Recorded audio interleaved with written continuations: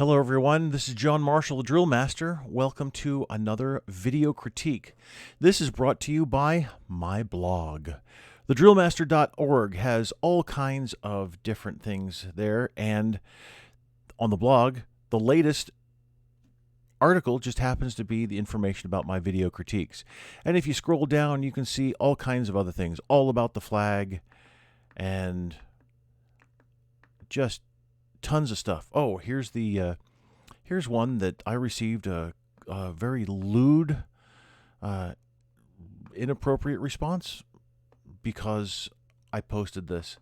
This is the Arena Rink Colors presentation, and why I received that, I don't know, but I'm used to it. Whatever.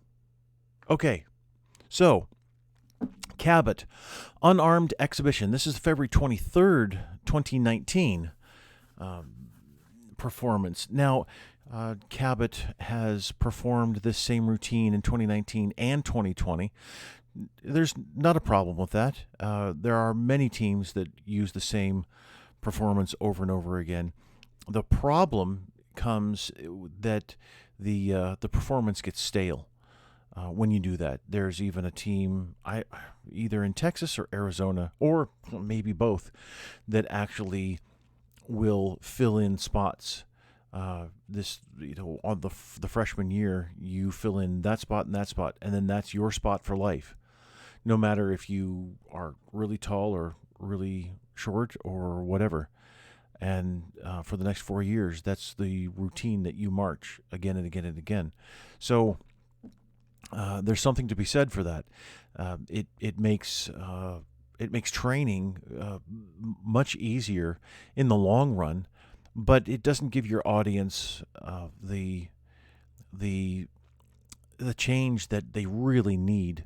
Now, you perform it 1 or 2 years, that's fine, but then to go year after year after year consecutively, then that gets to be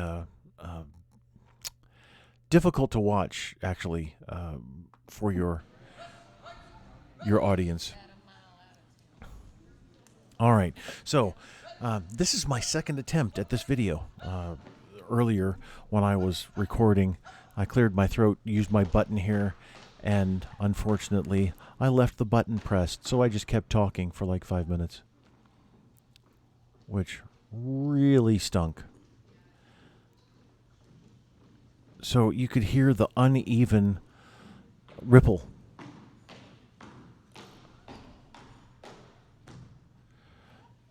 Slow there, and then extra steps. So why?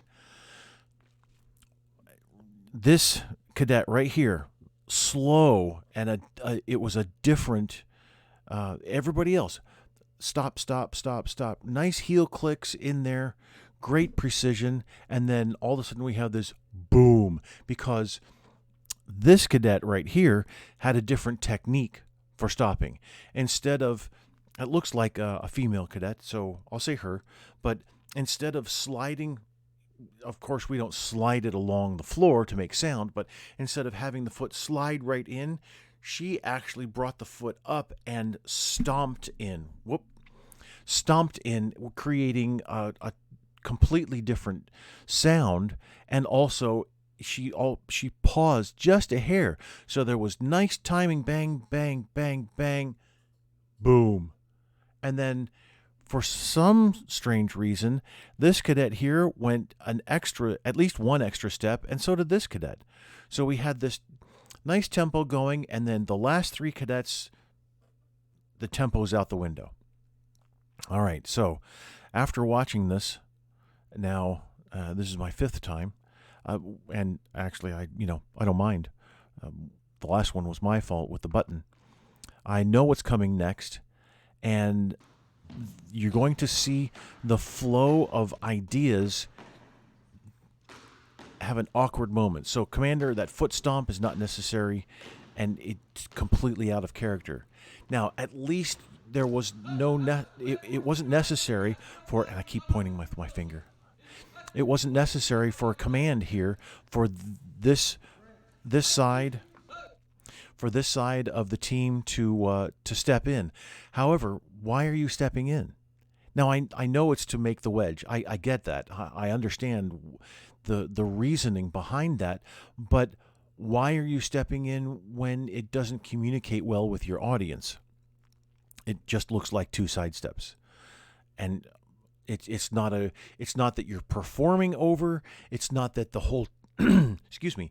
It's not that the whole team stepped one step in, which would have been maybe a little easier, but now we just have this slightly awkward moment where the one side has to step in because you weren't exactly aligned. So I highly suggest creating something that works better so that you can hit the wedge immediately and not have to adjust the wedge. So if you're adjusting, then that means that the planning didn't exactly work out the way you thought it might. Now, I get it. You're most likely the cadets have designed this routine, and they've kept this routine possibly for multiple years. And this is what you've marched, and this is what you've placed with, and I get that. I really do. However, there's a more effective way to do this. Now look at this gap right here. And then if we were actually centered on the wedge, we would probably be able to see the spacing a little bit better. This spacing over here looks better, except that this looks a little bit small, and this looks fairly wide in comparison. So it's just something to consider here. You want to make sure that you are as effective as possible when you hit this wedge to report in. And also, you're reporting in far from the judge. And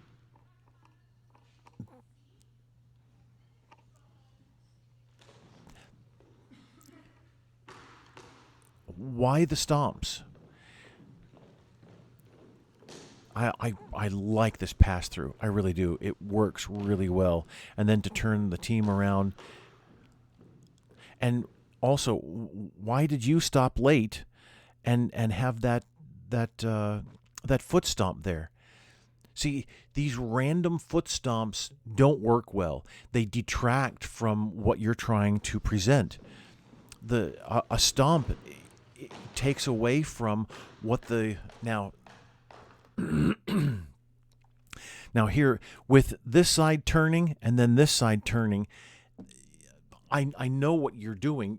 You've stopped here, and then you've had the other side stop so that they could mesh together eventually what they're going to do now. However, it's not as effective as stopping at the same time. When you stop at the same time, nobody can see how you're coming together from the audience's vantage point. So the camera is from the audience's vantage point. You can march straight at each other and still miss each other. You can just move slightly out of the way. It's not that big of a deal. See, you want to have that perform to side and not necessarily be concerned with the other three sides. Yes, there's probably going to be people there watching, but if you're trying to make every single side a performance side, then you have nowhere to run, so to speak. When we have a stage, a performance, let's say a play on a stage, there's only one side. Usually the stage is either flat or it has that curve to it. So you might have people who are just off the wing of the stage who are in the audience, but still you have this main performance area that's right in front of you, and that you really need to consider that when you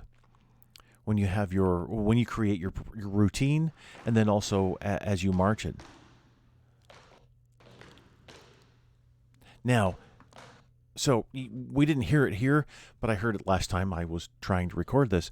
On all of the halts here, it was a cacophony of sound. It just didn't work well at all. It was bop, bop, bop, bop, bop, bop, bop, bop. Just not even popcorn. It was It was just not good sound. It's not the type of sound that you want. So you are coming in at angles, and you're rippling in. So this is really this is the continuation of what you did off of the field. So far, you concentrate heavily, and we'll see this throughout the rest of the routine. You concentrate heavily on ripples. So you ripple to a formation, and then you ripple within the formation. So you ripple march, and then you have ripple movement. And so these two marching back, and I've said this in an earlier video. These two marching back, it doesn't. It's just dragging out what you're trying to accomplish. There's a couple of places in the routine where you do things all at once, and really have a cohesive formation transition.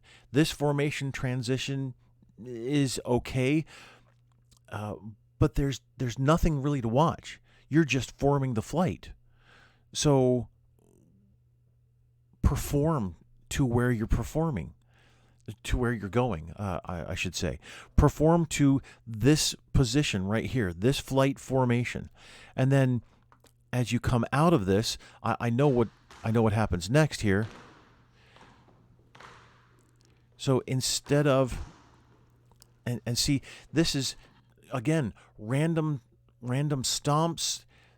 You're not all necessarily in step. There's a little bit of phasing here and there. But the stomps, or even a forward march, would be out of place. Instead of having the three, I guess it looks like this. Instead of having the three come out and you're marching, follow the leader with two of the elements there. Instead of having that, I would suggest taking the block and then expanding it out like that to this next formation, which really is just a larger flight formation, just quadruple the space. The follow the leader here, though, if you want to do it, that's fine, but you're not performing to the next formation, to the next position that you're going to. You're just marching. And you started off with some different facing movements, and then you just kind of left it flat. So you're starting to build a peak of the audience. Oh, what's happening next? Oh, well, they're just marching, so we'll wait until they get into position so that they perform next, and we'll see what they do then. Instead of that, so you have that. It's not just an ebb and a flow of movement. You have an absolute drop off back down to, we're going to regulationize or exhibitionize our regulation drill here for just a moment until we transition to the next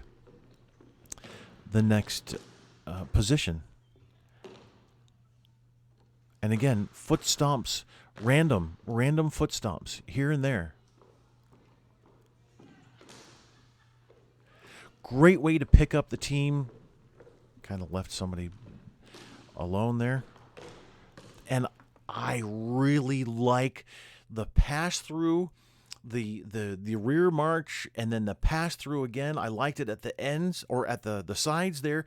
It really works. It's effective, and you pick up the lines, and you're building momentum, and you pick up the lines again. But as you pass through, look at this alignment. The alignment just absolutely kills the effectiveness of that pass through. It has to be exact. When you're in a line like this with your audience in front of you, and the audience can see exactly what's going on, that has to be perfect. Absolutely perfect in order for you to pull it off. And here it doesn't communicate well at all because of big alignment issues, plus random stomping here and there. You can hear it's just, see how there's a And oh yeah, you form the wedge the other way, which is fine. Now, I would suggest not having the team mark time the whole time. I would suggest them picking up the the uh, the line coming back. And also I would suggest that this move a lot faster, because you're taking, it looks like 6-inch back steps. And technically, for regulation drill, our back step is 15 inch or 12 inches. So, and you don't even have to do the 12 inches. 6, even 10 is a little bit small, because it's taking forever for you to move the line. So I get it. You have this line and you've pushed it forward, and then you'll push it back through, and have that kind of a middle pendulum effect there. And I appreciate that. I really do. The idea is great. It's just the application of that idea isn't really communicating well here. And I would suggest that your back step be as large as the forward step, which is 24 inches. So it really takes the team moving quite quickly. It would be, it'd be something that you'd have to practice continually, but I really think that would communicate much, much better than having this speedy, almost half step.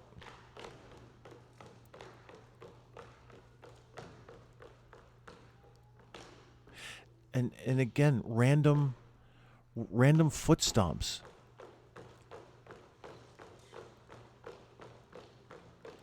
Oh, yes, that's right. So in the video that no one will ever see, because I deleted it because I was talking into nothing, my suggestion here is to, as soon as everyone starts marking time, I suggest the whole wedge start moving out a bit.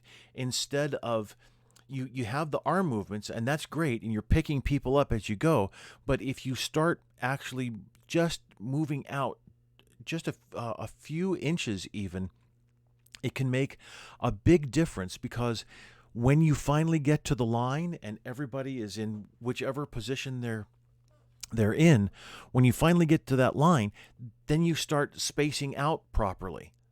And as you're spacing out, you're again, and I talk about effectiveness all the time, you're losing effectiveness there, and you're also, you could be possibly losing your audience, but the point is, you don't have to get your spacing finally when you get to the line. You can start doing it even from with nobody being there next to you. You can still do it, everybody moving out and forward at the same time, just a little bit, so that you can finally hit the spacing within maybe 2 steps even, as soon as you get to that straight line there, which is going to come up in just a second.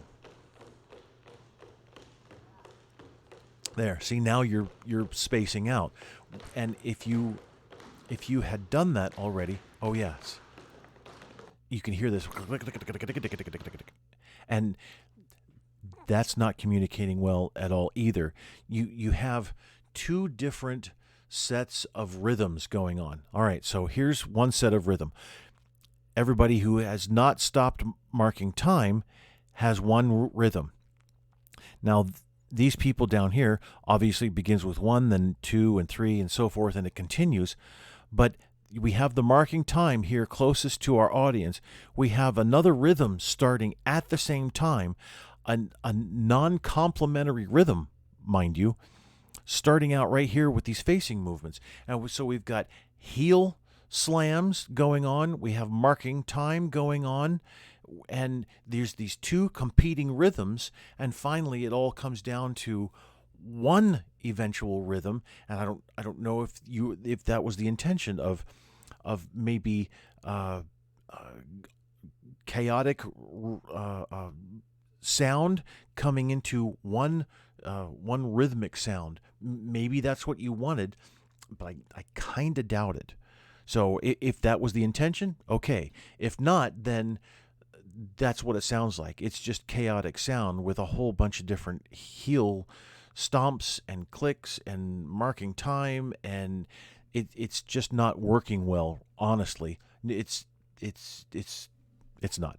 So my suggestion is, as soon as everybody's in the straight line, after you take the 2 steps to a line, because you've already started to move out, remember, as soon as you take those 2 steps, everybody halts, and then the facing movements can happen. Now, also, with these facing movements, they begin at the very back, but remember, you're in a line, and a lot of your audience can't see what's going on. So imagine the block of your audience sitting in the middle.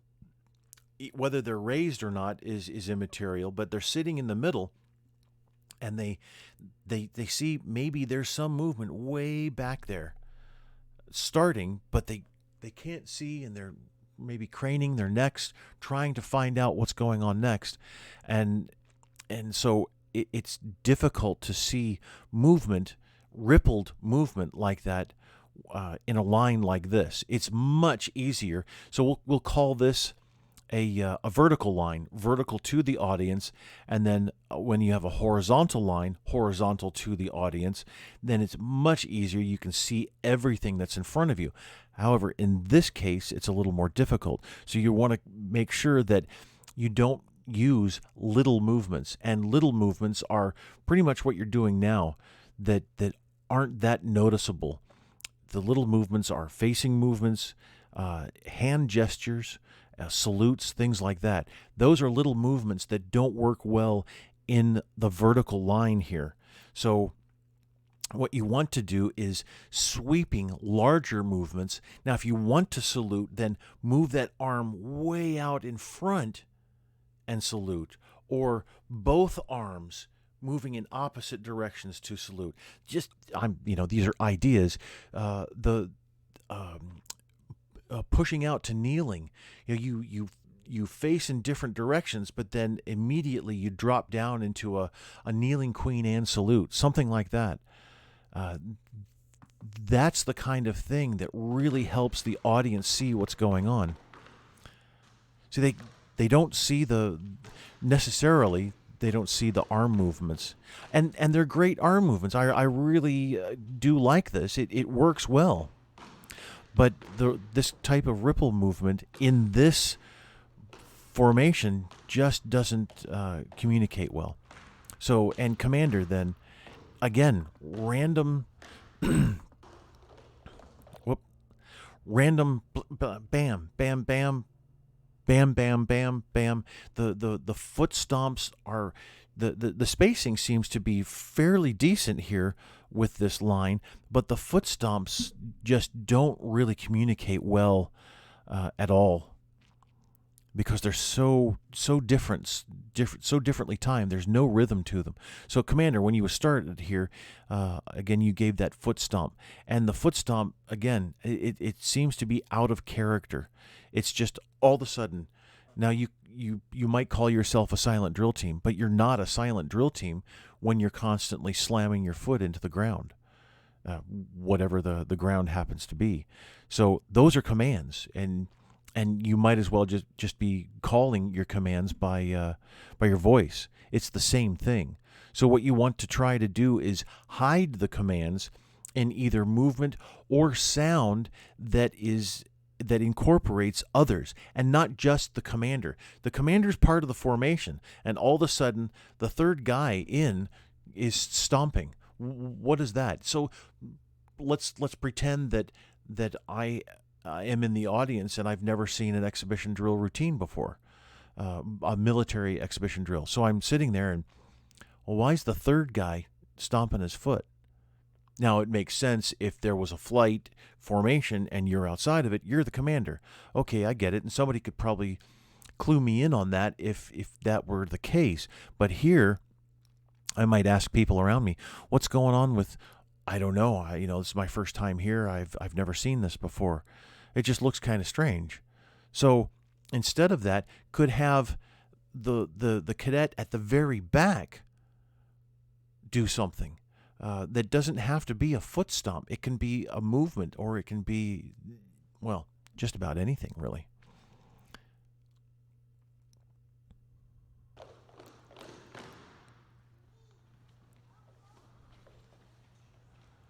I like that about face. I always have. So listen to the timing. Not bad there. Ripple, ripple, ripple. Now that going to parade rest, this is better timing here. But that big pause in between when you first started it was very long. Picking up, but so third cadet in, the taller young man there. You started off, it looked like, on the wrong foot. But also, you never get in line with these two cadets here as they're marching. You never line up. Oh, no, you just stepped off a little early. But look at that. You're still ahead of the N2. And the dress is going to be right here. You can dress either way. It doesn't matter. Exhibition drill, not a problem. But since the cadets to the very far right have started it, then it makes sense to dress to the right because the movement is initiated to the right. So you want to dress to that movement. You're halted otherwise the other way.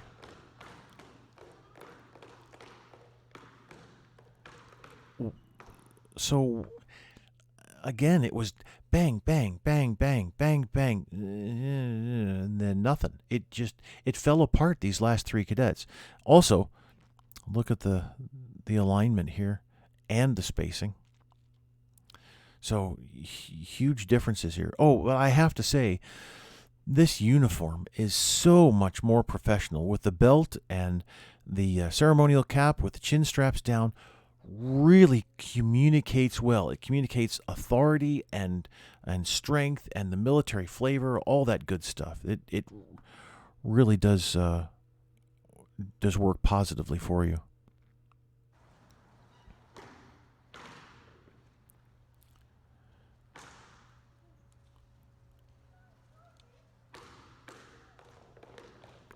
Oh. Okay, so why the stomp? You can see the arms are all over the place. The feet are too, actually. Arms are everywhere. It honestly, I would say just do away with that strange arm swing. It's so odd. It's so out of character for the team that it just really doesn't fit with the rest of the performance. That's, obviously I'm not going to force you to do anything. That's impossible, but I would definitely do that. But I have a question though. Why the one stomp for the head turn and then a long pause and then two stomps to start moving? So, and again, commander, third guy in. Who is this? Who's stomping here? And it's not. I'm not picking on the commander. I'm just saying it could be better placed. Commander's part of the formation here. Doesn't have a command, quote unquote, position. So having the two cadets in the middle who were initially stomping, one stomped and then the two stomped and then something happened there. That was a little better, but I really suggest that you try and find different ways to communicate these commands, and then maybe even initially drop the commands off one by one as you go through the year. You're practicing and practicing. All right, we're doing away with this command, so we're going to, the initial 8 counts, and then I used to stomp here. We're going to do all the way through to that wedge. So once we get to the wedge, then we'll practice that today. And maybe we can do leave out another stomp or something like that. But you increase the silent drill that you're going for more and more and more. All right, so anyway, had the stomp, and then a big pause, which didn't really make sense, and then 2 stomps, and then you have this. So you can see here that the team is out of step. Most everybody has the right foot up. Looks like she has her left, but you can see arms are not in the same place. Actually, monster walk arm swing here. So it looks, or maybe, yeah, it looks like right leg is up, but right arm is up also. And then hand down, hand over here, hand up, hands down. It looks like it's just not as effective as it could be, and I really think it's so odd, so out of character.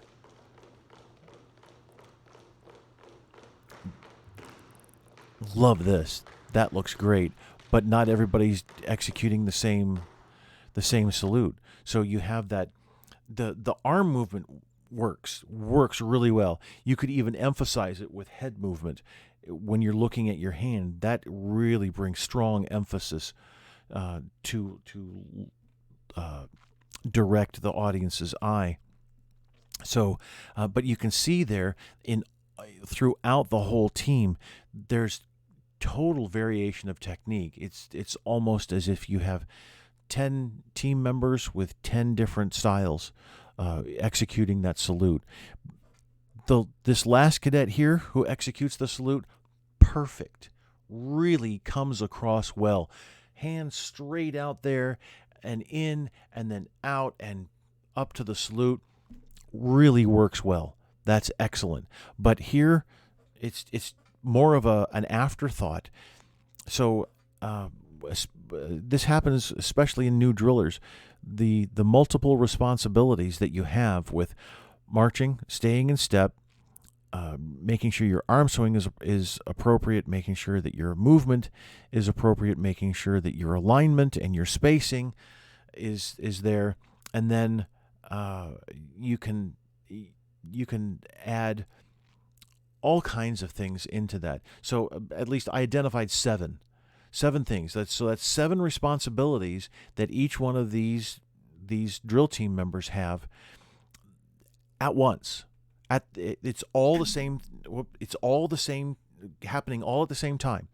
So usually when we start to march, especially in exhibition drill, but it also happens in regulation drill, when we start to march, we can't stay in step or we can't stay in line because we're so concentrating on one or the other. And then all of a sudden we get used to it, and then it becomes easier, and then we can stay in line and we can stay in step a little easier. Okay, well, let's try flanks. So then we try flanks and everything falls apart.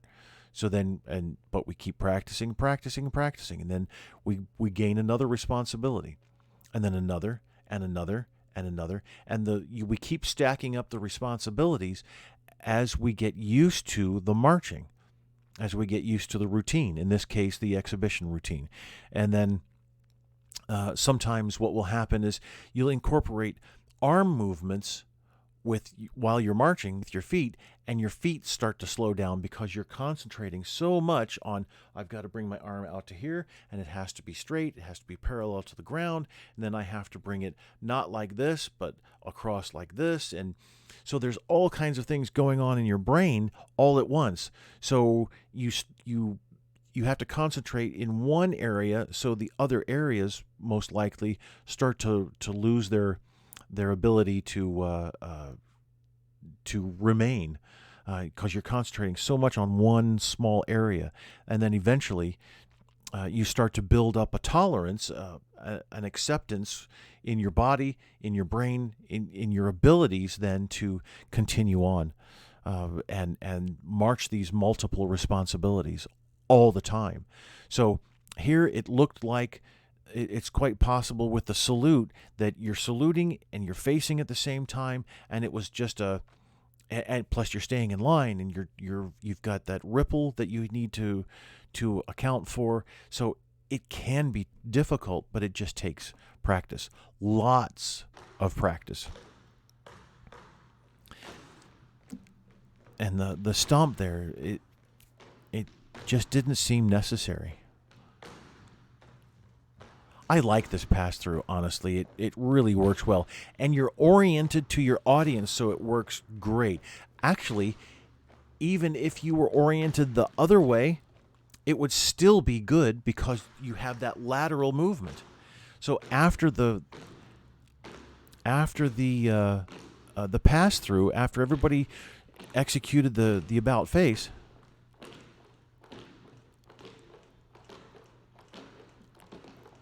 so yeah, now you sound like cattle. You're speeding up your mark time so that the whoever is still marching at quick time, they're having trouble keeping up, and eventually you heard it sounds all these feet hitting at all these different times, massive phasing, and probably even out of step as well. So, but you've gone from exhibition movement, exhibition formations, to now following in line like a column of threes, to the right or whatever, and the exit here, and unless you were, and you also you didn't perform to that formation, which would have made it so much more effective.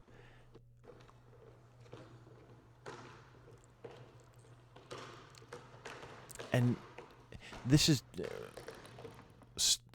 random heels here, there, until the whole team stops. There's no rhythm to this now, and it's very confusing. So you were in the center, you moved to the corner just to move to do, honestly, no performing. So you're in the center, you've performed, but you don't perform to the corner. You're in the corner, you don't perform, and then you move back to the center and don't perform any exhibition movement. So you've wasted your time here, and and I don't understand why you did that. Honestly, going in that more of a column of threes, and then the and I appreciate the pass through that you did to get into this move, but as you stagger the flight, then everybody's moving off into a geometric formation, the wedge again. You're moving back into the wedge at different times because you've just staggered the flight so much. So one element is the first element that passed through, that started off into this formation, has already started to go into the formation when the very last element or rank, doesn't matter, the very last set of three cadets then goes off into their side of the formation. There's a much better way to do that, much more effective to keep your audience engaged the whole time.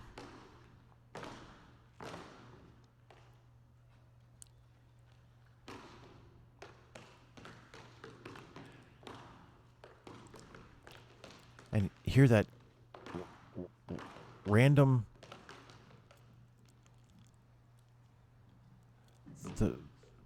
the random techniques. Okay, so it wasn't a wedge.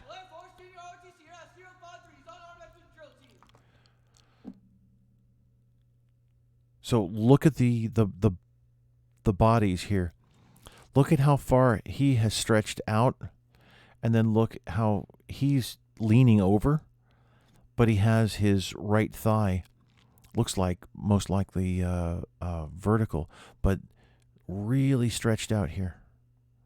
So this is a form of the Queen Anne salute, an unarmed Queen Anne salute. It's a form of it, the kneeling version. And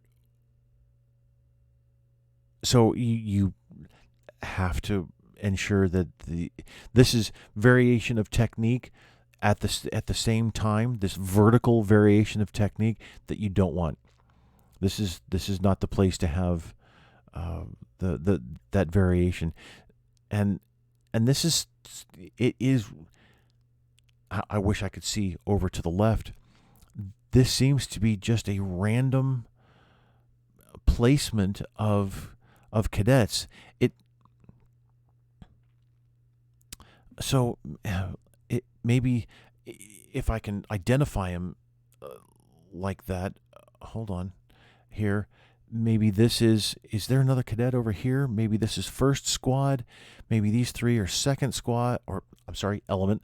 And then this is, so you have the staggered elements that way. Maybe that's it.